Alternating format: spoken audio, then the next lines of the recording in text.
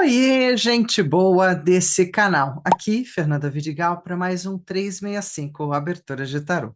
Hoje a gente tem uma abertura nova, uma semana nova, e eu peguei emprestado da literatura a inspiração para essa semana, quiçá para as duas próximas semanas, que é um livro que ficou lá perdido nos anos 90 e que, de certa forma, tem um grande conteúdo, um grande debate arcano a arcano, enfim, muito bem organizado por uma tendência na década de 80, 90 e um pouquinho mais adiante, onde a gente começou a trabalhar o tarô como um processo terapêutico. Como se as terapias, a psicologia, somente a turma dos Jungianos, abrissem uma porta para a sincronicidade, trabalho do Jung, e para os arquétipos ou aquilo que a gente chama de signos ou símbolos vindos do imaginário humano e da nossa própria coletividade, que passaram a imprimir um contexto interessante dentro do arcano, dentro dos arcanos, dentro do tarô.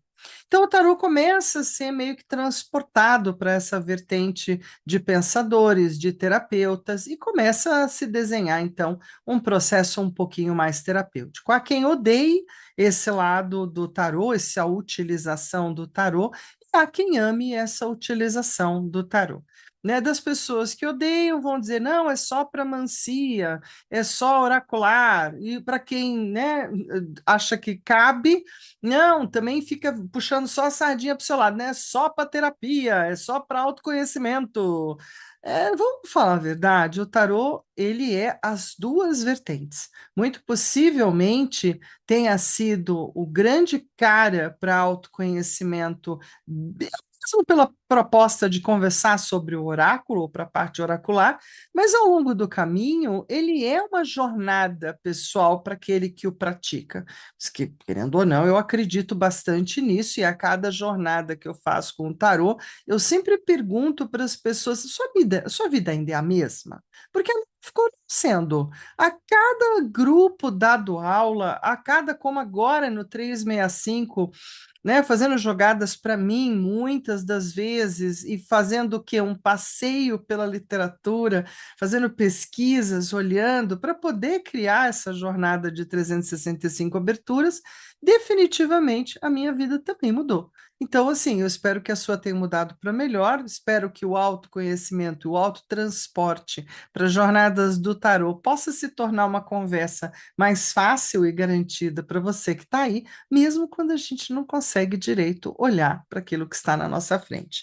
E aí eu vou ler um pedacinho aqui do livrão dela, porque o livrão dela é aquele assim, ó, gente, ó, né? No total, é um livraço, ele está até na estante, são 440 e tals pagininhas escritas.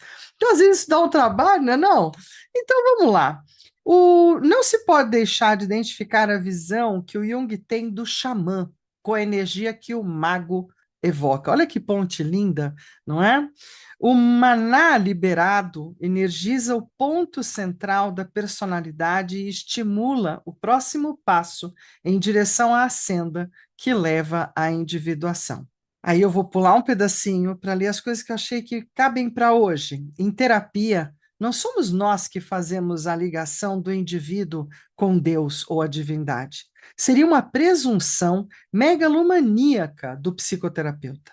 Se você estiver analisando alguém, o único meio de ajudá-lo será talvez dizendo-lhe sempre: não sei, mas vamos perguntar, né? Essa é a forma que a gente normalmente, quando pratica um pouco do que é o tarô terapêutico, eu não sei. Mas vamos perguntar para o tarô, né? De 1 a 22, quem você escolhe para responder? Olha lá. Essa é sempre a minha grande pergunta, e eu sei que eu acabo tirando boa parte da minha prática com o tarô de todas essas velhas Bíblias, esses velhos tempos, né? Esse é um livro da década de 90 em inglês.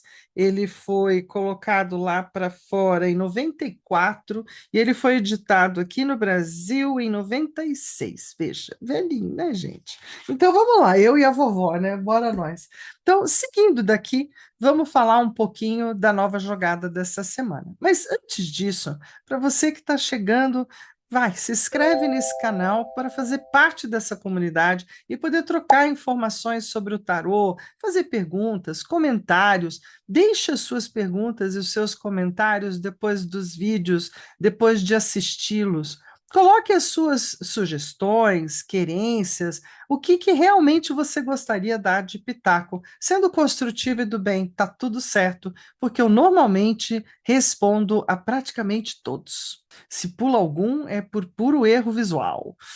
E se você estiver aí já com a gente caminhando no 365, aquele joinha e o compartilhar desse vídeo torna a jornada uma jornada com significado e com condição de seguir cada vez mais adiante. Para você que também está querendo mais contato, ficar mais junto, conversar com outros tarotistas, taromantes, por quê? Porque muita gente ama o tarô, tem um tarô em casa, gosta de tirar para si, né? E hoje isso é uma prática de autoconhecimento, de autopercepção, de reflexão pessoal. Tem gente que medita com tarô, tem tantas possibilidades para o tarô. Falando nisso, é isso que eu queria falar. Tem um texto lá no Clube do Tarô, que é outro site que eu super recomendo, para você que está no tarô, taroteando, né? Lá tem tanto conteúdo. O Rema foi tão assim pródigo, próspero, abundante. Ele colocou tudo quanto é gente, tudo quanto é texto, né? Ele foi extremamente, eu diria que rico, não é? Para poder trazer para o tarô um discurso aberto e muito mais cheio de informação. Então, aqui é um texto do Giancarlo Schmidt, com D no final, onde ele fala justamente dessa vertente terapêutica como uma vertente possível, como algo que é legal, que faz parte, inclusive, começou lá nos Estados Unidos na década de 80 e começa a fazer impacto a partir daí para cá.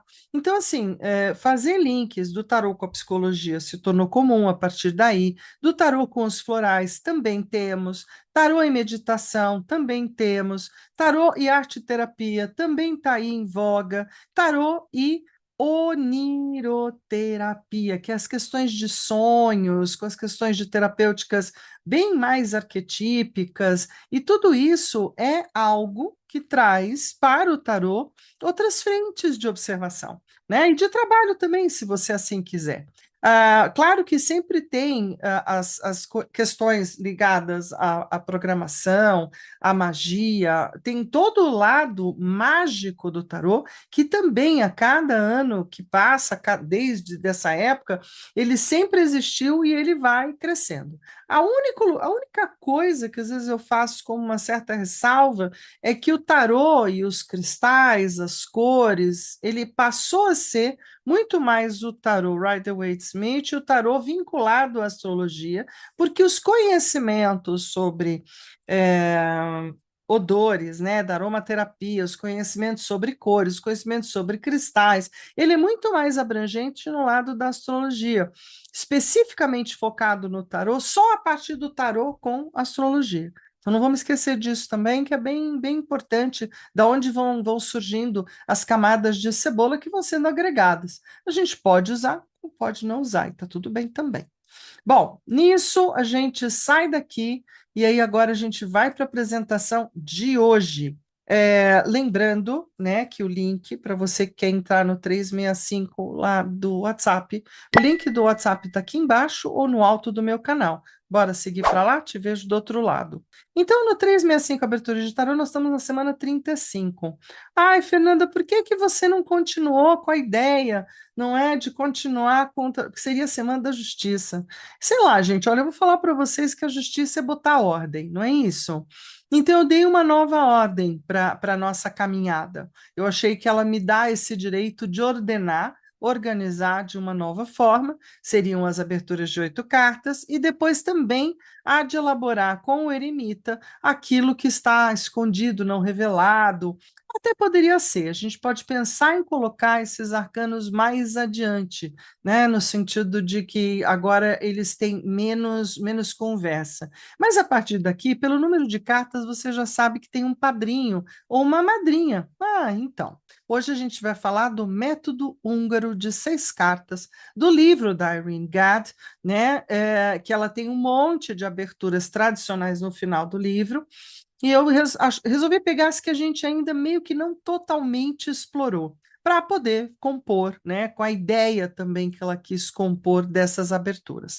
Bora jogar, gente boa? Então vamos lá. Abertura 238 no método húngaro de 6 cartas. Sejam bem-vindos. Vamos iniciar com o método húngaro de 6 cartas, uma jornada simbólica que convida à introspecção profunda. Cada carta representa um estágio da individuação. Então, claro, o que eu vou estar, na verdade, explorando mais essa semana? A tendência, ou o olhar que o Jung e todos os psicólogos junguianos têm, da gente encontrar a nossa individuação, né? Aquilo que somos, como somos, de responder as nossas principais perguntas. Então, cada carta representa um estágio da individuação e se conectará a uma pergunta para a sua consciência. Prepare o seu coração e sua mente. Dispor 6 cartas em linha, da esquerda para a direita, com espaço para reflexão após cada revelação. Bora jogar? Vocês vão ver que ela está organizada de um jeito muito simples, né? Porque não são grandes cartas, então fácil da gente seguir para lá. Muito bom. A gente vai chegar aqui, eu espero que você tenha anotado no seu diário de bordo a leitura em si. Lembra, é sempre bacana ter a abertura, né, organizada em si. Mas, você não fez, assim como eu também não, por quê? Porque a gente não foi para o passo a passo. Então, deixa eu voltar aqui um tequinho, agora que eu me toquei, gente boa. Então, a gente sai daqui e volta cá. Oba! Então, o método húngaro de 6 cartas, e a gente vai ficar aqui pianinho nessa conversa bem de boa. Carta 1 é justamente, né, a carta, né, são 6 cartas, então coloca uma do lado da outra, mas o grande barato dessa abertura é a forma como você vai estar fazendo o embaralhamento. Por quê? Porque a Irene é de uma geração, como eu participei, aonde embaralhamento, o corte e uma série de movimentações das cartas eram tidas como muito importantes. E aí a gente vai dividir todas as cartas em 3 montes. E para eu poder distribuir as cartas, eu vou pegar a de cima e a de baixo de cada monte. Então, a carta superior e a carta inferior de cada monte, seja a da 1 até a 3 e depois da 4, a 5 e a 6, certo? Lembrando que as cartas superiores do monte vão estar falando mais das questões, né, dessa carta de ser aquilo que é mais do presente, ou mais inicial, e depois vem o complemento, certo? Que está por baixo. De qualquer forma, a gente também segue aqui o raciocínio básico da linha do tempo micro, de 3 cartas. Então, a carta 1 e 2 está mais voltada para onde começou, para aquilo que pode ser o ontem, a 3 e a 4 está mais aonde estamos, né, para o agora, e a 5 e a 6 é para aquilo que virá, então está mais para os projetos ou para futurologar. Combinado? Então vamos lá. A gente tem na carta 1 fundação, conscientização. Então, representa o ponto de partida da jornada, aquele primeiro contato com os conteúdos internos, consciente ou inconsciente. E a pergunta, se você gosta de perguntas, é o que está emergindo agora de mim? Procurando ser notado, ou que energia ou emoção quer se tornar consciente. Lembrando que todo livro é para um projeto de autopercepção, né? De individuação. Carta 2, o conflito ou o desafio, como quase sempre, não, mas é quase, não é sempre. Esse estágio traz à tona obstáculos internos, resistências ou sombras que bloqueiam o fluxo de individuação. A pergunta é: qual bloqueio, medo ou sombra está se revelando como desafio agora e como é que eu posso acolher isso com compaixão? Carta 3, transformação. A carta do ponto de virada, aquele momento crítico, onde ocorre metamorfose simbólica, tendência alquímica do solver coagula, né? Então, aquele momento de transformação mesmo, a borboleta saindo do casulo. Pergunta: o que está em processo de transformação dentro de mim? Qual mudança interna eu quero permitir e nutrir? Carta 4, integração, reflete a síntese do novo e do velho. A harmonização entre consciente e inconsciente, reforçando a consciência ampliada, A pergunta aqui é o que que eu posso integrar agora?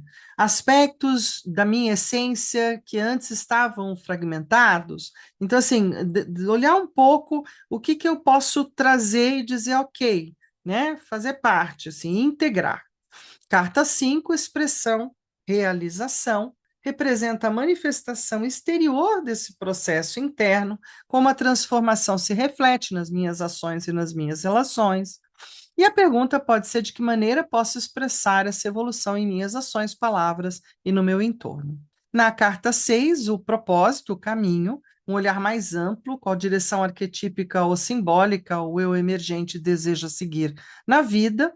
A pergunta: que propósito ou missão agora se revela para mim? Qual próxima etapa se apresenta clara e significativa? Né? Ou faz sentido? Agora é aquele momento. Vamos jogar? Agora, de verdade, a gente pode ir para o jogo, podemos vir para a mesa e podemos jogar. Abertura anotada aí, gente boa? Então, vamos nós, né? Vocês lembram como é que a autora falou que era para fazer? Aqui está todo mundo misturado, então eu vou fazer um corte, segundo corte, terceiro corte.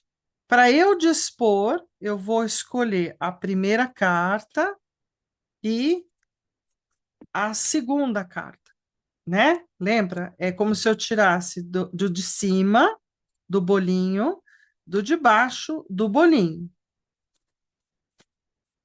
de cima do bolinho, de baixo do bolinho. Beleza? Aqui estão as três cortadas. Se eu quiser ainda continuar com isso e abrir como num sistema cigano, né? Isso sempre é possível. Eu posso ir desdobrando as questões.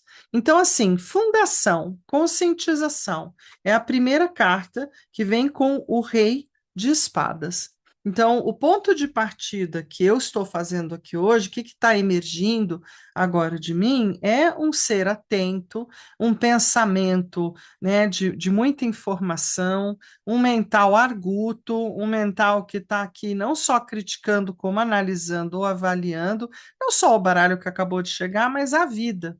Né, de estar num patamar de alto escalão de pensamento sobre tudo, sobre a vida como um todo, muito no mental. Na carta 2, o conflito e o desafio é justamente o pajem. Então, das coisas que sei muito, das coisas que nada sei.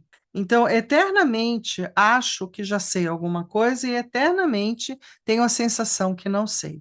Qual é o meu grande conflito? É que eu acho que nunca sei o bastante, ou que nunca cheguei, né, totalmente lá no rei. E o rei dizendo: minha filha, você já está lá. Né? Só você que não deu o famoso alvará, assinatura, permissão. Então se toca, né? Porque ainda com os dois assim, veja, um em cima, outro embaixo, olha que interessante. Espadas, está me contando que muito mais da minha cachola essas questões do que de verdade, do emocional, ou do físico, ou das outras coisas. É o jeito que eu estou pensando a vida. Transformação necessária, e a gente vem para o três de ouros. Olha, bota as coisas para fazer, realiza, faz com quem gosta de fazer junto com você, faz com quem aplaude o teu trabalho, né? Dá um pouco mais de valor à tua clientela, aos teus pequenos sucessos, aos momentos realizados. E deixa a mente um pouco, né? A mente que mente. Eu ainda falo o tempo inteiro disso, olha eu. Mais do que isso, na transformação tem um jeito de fazer a integração sobre todas as partes de mim ligadas à minha jornada, né, para uma boa individuação, que tem a ver com a autoestima, com a afetividade de mim para comigo mesma, do grau de amor que eu posso estar trazendo para mim, do cuidado de mim, desse lugar onde eu posso exagerar, mas às vezes é muito bom ter um lado assim do eu me amo bem estabelecido, né, não exagerado, não, né, assim, saudável, bem posicionado, bem legal, do tamanho da afetividade, da parte emocional de que eu preciso. Aí a gente tem na carta 5, né, uma expressão ou realização. Né, de que maneira eu posso expressar, como é que eu posso apresentar, então, esse momento? Eu acho que não posso, ou simplesmente abandonando a mente e deixando a vida fluir.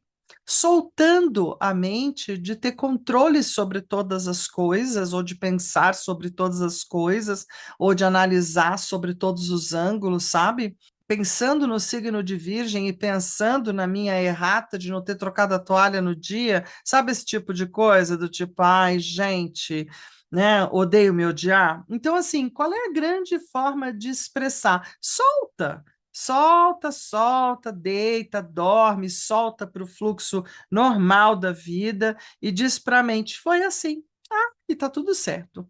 Na carta 6, qual é o caminho? O propósito mesmo, né? O caminho, de novo, olha como tem espadas aqui hoje para o meu processo de me olhar. Olha como a minha mente, né? Que mente, está tentando manter controle sobre todas as coisas. Qual é a direção mais arquetípica? É a direção que permite à mente esquerda, à mente direita, né, os dois lados das questões, o em cima, o embaixo, a polaridade, permite esse lugar existir, não é? E também permite que a vida siga a partir disso.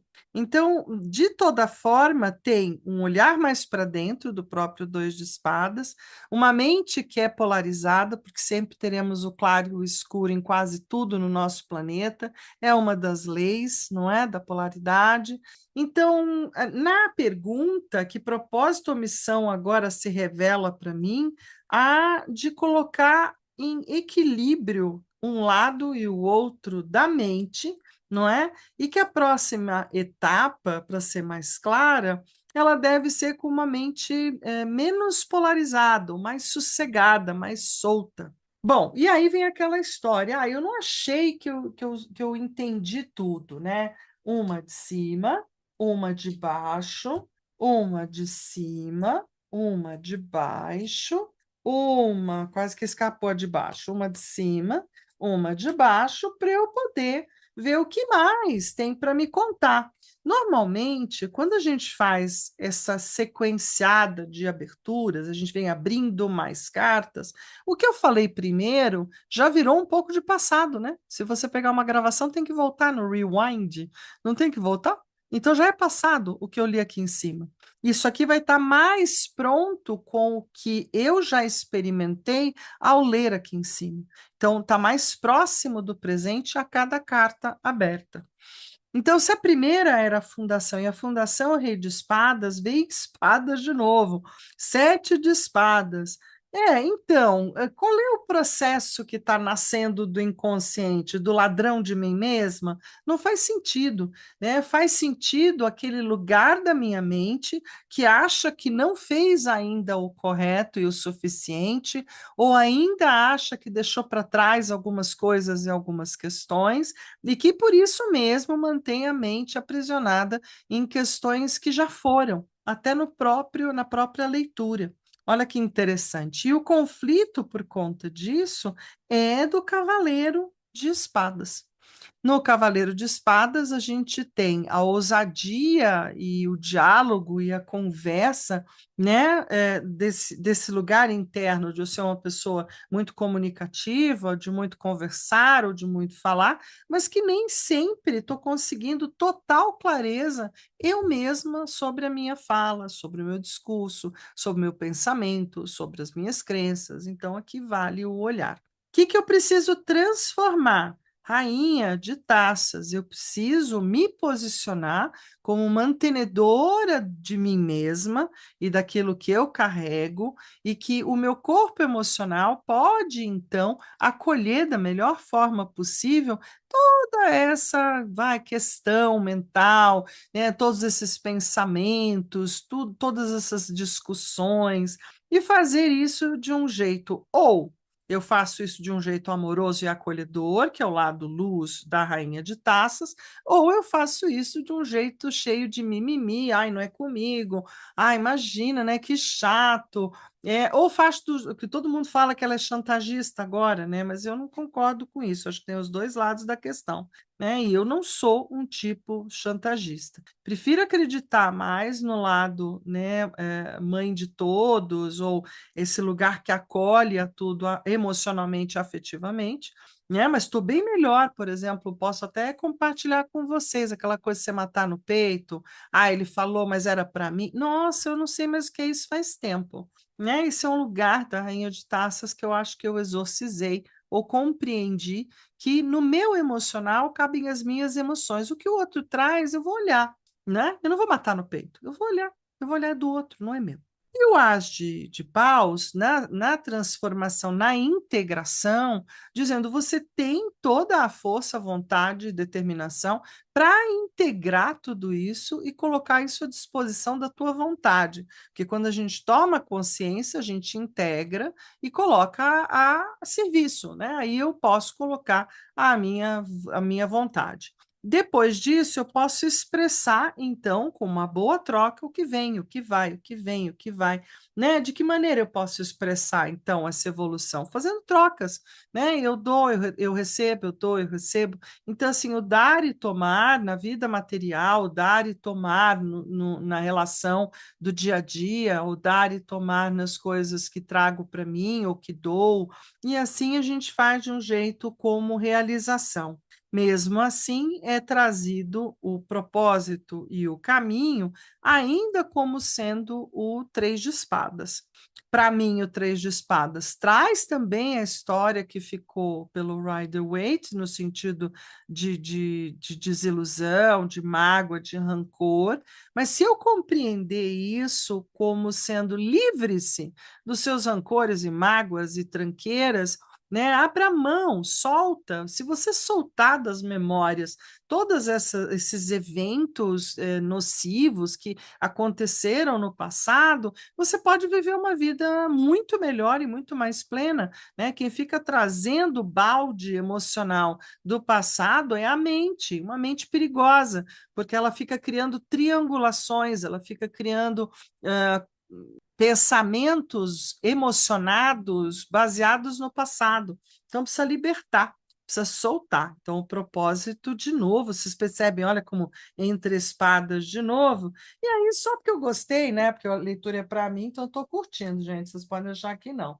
Eu vou fazer a terceira, e aí eu já vou juntar, não vou olhar mais para isso, né? Sempre a primeira de cima, a segunda de baixo. Agora eu estou juntando porque eu estou fechando a jogada, porque eu acho que três aberturas, desde o tempo que eu aprendi com uma senhora, né, é passado, presente, futuro e deu, né? Não, não fica continuando aqui porque é besteira.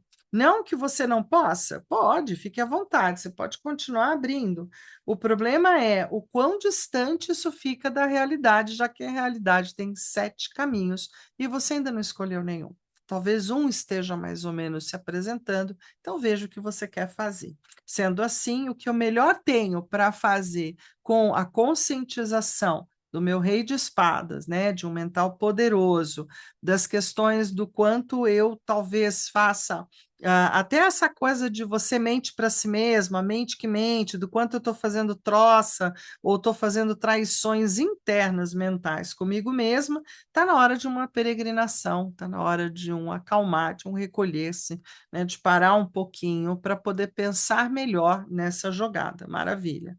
E com isso, a rainha de espadas, que é uma mantenedora do consciente, mantenedora do pensamento e muito mais abrangente no acolhimento de novas ideias, ela pode se expressar, né?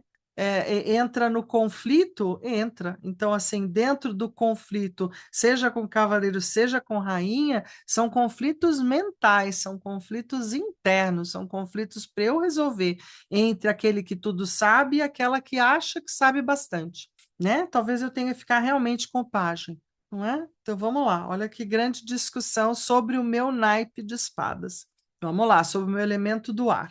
Aí a gente tem na terceira carta, então, a transformação. Tanto para a Rainha de Taças quanto para o Cavaleiro de Taças, é uma transformação no emocional, de acolhimento, aceitação e amorosidade. Como de mim para comigo mesma, que eu saiba olhar para isso com acolhimento, com afetividade, com generosidade, que eu inclua tudo que eu estou vendo para que tudo possa ter um lugar e um significado, uma intenção, uma percepção. A expressão, então, agora, fechando, né? Tenderá a ser, porque aqui a gente está falando de futuro. Então, eu vou peregrinar, eu vou tentar ainda, minha mente ainda vai estar tentando colocar coisas difíceis na pauta, e eu vou ter que acolher amorosamente, com suavidade, amizade e generosidade, mas com uma certa determinação e vontade para que eu consiga, né, me colocar da forma melhor, onde eu tenho ações mais fortes, posicionamentos mais integrais, um dinamismo, né, que eu disponha disso para mim. No final das contas, a expressão mesma, a integração é com a rainha de paus e a expressão é com a expressão material das realizações. Então, expressando uma vida que é boa, expressando uma vida que é bacana, que é próspera, que é abundante, que as coisas realmente estão funcionando da melhor forma possível, dando ok para a vida e relaxando a mente, descansando a mente, deixando a mente mais em silêncio, mais meditativa, que é o propósito e o caminho aqui. Que a mente relaxe, que a mente descanse, que a mente possa encontrar um caminho tranquilo de sabedoria. E acho que estou bem feliz com a minha jornada de hoje. Olha que esfrega, não é? Eu falo que é igual sair de uma sessão de terapia. Ainda vou pegar os livretos aqui, ainda vou analisar, ainda vou pensar, porque é isso, né? Aqui a gente está, então, terminando a abertura de hoje, aonde no 365, porque amanhã a gente tem uma nova jogada. Então, fica aí, não me abandona. Amanhã a gente vai falar de mais um método italiano, agora de 7 cartas, que também está no livrinho dela e que a gente vai estar explorando para ver como é que fica. Combinado? Então, é o famoso para todos vocês. Um beijo, um queijo e um tarotê para vocês. Valeu, até amanhã.